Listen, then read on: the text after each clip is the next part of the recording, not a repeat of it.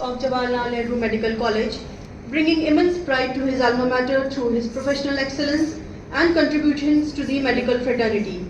He has a number of accolades to his credit, including MS, DNB, MRCH, MCH, FRCS, with a total 9 gold medals during MBBS. He has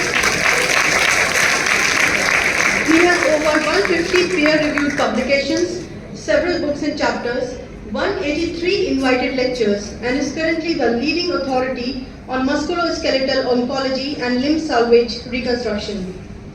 He is also actively involved in orthopedic education and curriculum reform in India.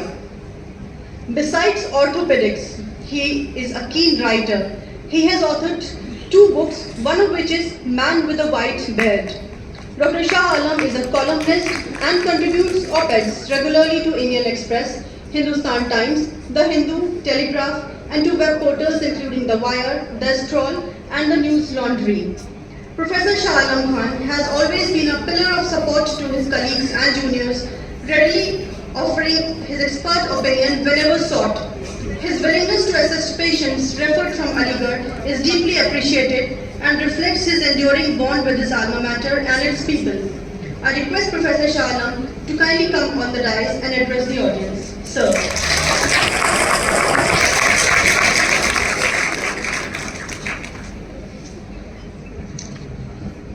Assalamu alaikum and good evening to all of you.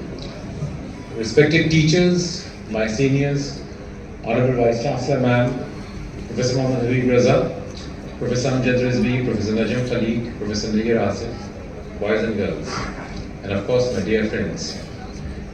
My profound thanks are due to Professor Habib Raza for inviting me as guest of honor to this very august gathering, despite my insisting with him that I am far away from any berth which would have safely put me in the seat of the guest of honor. But he insisted, and here I am. Thank you, sir, for bestowing this honor on the not so honorable me.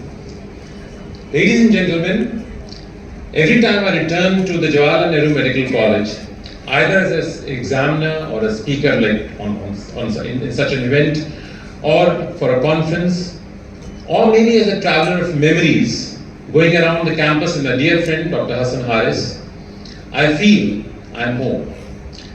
Actually more than home, to be honest.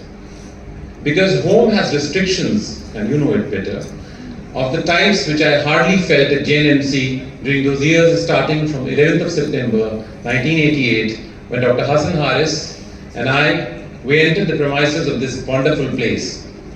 This was our safe heaven, despite the presence of my lovely sister and my brother-in-law, actually 2 sisters and brother-in-laws, who were a part of the faculty here. This college was my home, my shelter, my love, my being, my friend, my joy, my sorrow. But I realized this only when I was out of this college. As a poet had said, "हुआ है तुझसे बिछड़ने के बाद मालूम कि तू नहीं था, तेरे साथ एक दुनिया थी." Today evening in this wonderful hall, I have some of my classmates out here.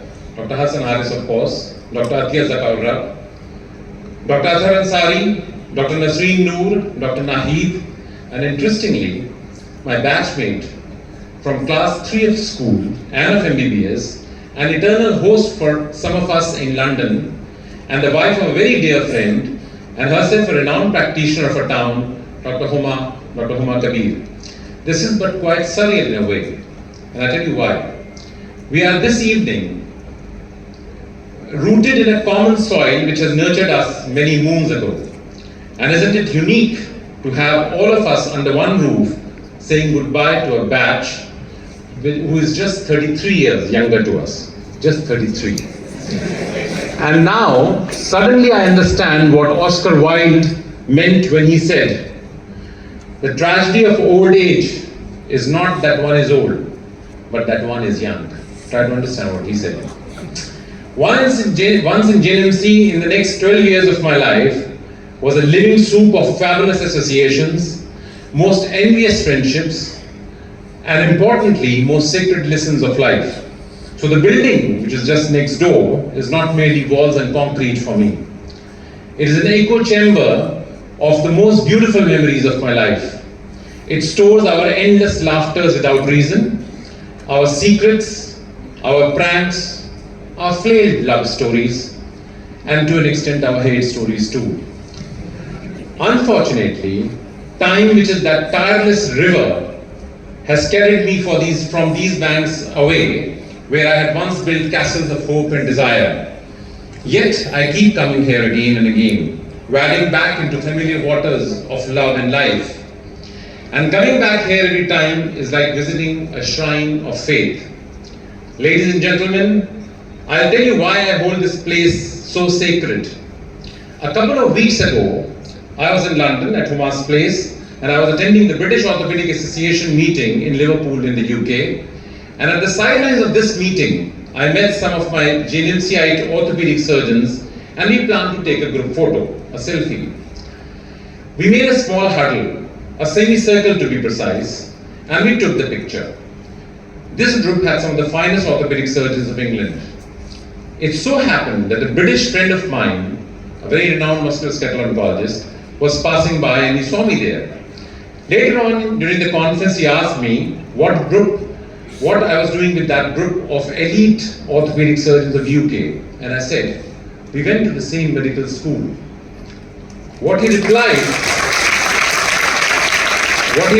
was a moment of pride for me. He knew all of them and he said, wow man, that must have been one heck of a medical school. So boys and girls, batch 2021, so there you are, passing out from one heck of a medical school. When we started in this one heck of a medical school in 1988, we were fortunate to have been taught by some of the finest minds in the country. Professor Mehdi Hassan, who taught anatomy as if he was unveiling the secret architecture of the human body, layer by layer, with reverence and precision, until even the dry bones could speak. And then there was Professor Manoj Shukla, who taught us ophthalmology in the secret language of light. I won't be wrong if I say that he was himself the lighthouse at a foggy seaside. And in his hands, the eye became a toy, a universe of glass and light. Some of them left us very early, wanting us more. The list of names of my teachers is endless, and it would not be justified to miss a name. I can't name them all, as time is a scarcity in the crazy world in which we live. Having taught by these stalwarts, we went out into a world which was alien. But these teachers had also given us a map to negotiate this world. So they taught us beyond the realms of medicine, and that is what every teacher should do. They literally taught us the world. As an alumni of this college, I can speak of my jobs, I can speak of my laurels, of achievements, my journey, but beneath the chatter flows a deeper current of gratitude. Gratitude for the days that shaped us, for the trials that refined us, for these teachers, all of them, who had carved their initials into our hearts with quiet, indelible grace. Thank you all for that. It is very heartening to see, and this never happened in our times, to see that the medical college now bids farewell to its passing batches. My congratulations to each one of you for graduating from this college. Although this is a passing out, it's kind of a farewell, but remember, the journey has just begun. I won't be wrong if I conclude that this was the end of your childhood. You are not at the cusp of an end, but at the fringes of a beginning, and therefore, it is imperative that you be reminded of a few gospels of truth which will help you negotiate your lives, not only as doctors, but as good human beings. And remember this, what is more important is to be a good human being than to be a good doctor. First and foremost, remember we live in a very brutal world. See what is happening in Gaza. 2 days ago, we had a doctor arrested for allegedly prescribing a toxic cough syrup which killed a score of children. Boys and girls, we have what I call a crisis of compassion. And the crisis of compassion is very acute among us, the doctors particularly of this land. And I would request you never be part of that crisis. Remember, your patient Remember, your patient is a human being thrust upon you not by himself but by circumstances which are beyond his or her control. Treat him with dignity. Treat him with love if you can't have anything else. Second, in this unequal, unjust world, always stand with the weak and the underprivileged. Never shy off fighting for what you think is right. Many will tell you that as a doctor, you don't need to. You don't need to fight. You don't need to get into politics. There is no role of politics because that has nothing to do with medicine. I would say it has everything to do with medicine. Fight injustice because you are a doctor, and medicine, after all, is about healing. It's not important whether you heal an individual or whether you heal the society. Be the pivot of righteousness and courage. Speak up when there is pressure not to. Fly high when there is a tradition of clipping wings. In times when this world is being ruled by the arrogant and the authoritative, raise your voice and let them know, इन अंधेरों का जिगर चीर के नूर आएगा, तुम हो फिरौन तो मूसा भी जरूर आएगा. There will be times when you will be hopeless for the world and for yourself, maybe. In such times, remember, you are the only hope. Wild hope is the preposition which keeps us sane. It keeps us in love with our future. But remember, hope is born out of the strength of your character. As a poet had put it, मेरे जुनून का नतीजा जरूर निकलेगा, इसी सियाह समुंदर से नूर निकलेगा. गिरा दिया है तो साहिल पे इंतजार ना कर, अगर वो डूब गया तो दूर निकलेगा. And finally, as you all will scatter like dandelion seeds into the waiting world, I would advise you not to stop dreaming. But remember, don't dream big, dream beautiful. May you carry with you the music of these moments, the friendships forged in fire, the lessons etched into your spirits, and the quiet strength that comes from having walked this path together.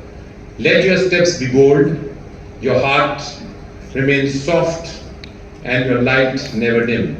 In the words of Faiz, तुम खौफ व खतर से कर गुजरो, जो होना है सो होना है, पर हंसना है तो हंसना है, पर रोना है तो रोना है, तुम अपनी करनी कर गुजरो, जो होगा देखा जाएगा. Thank you very much.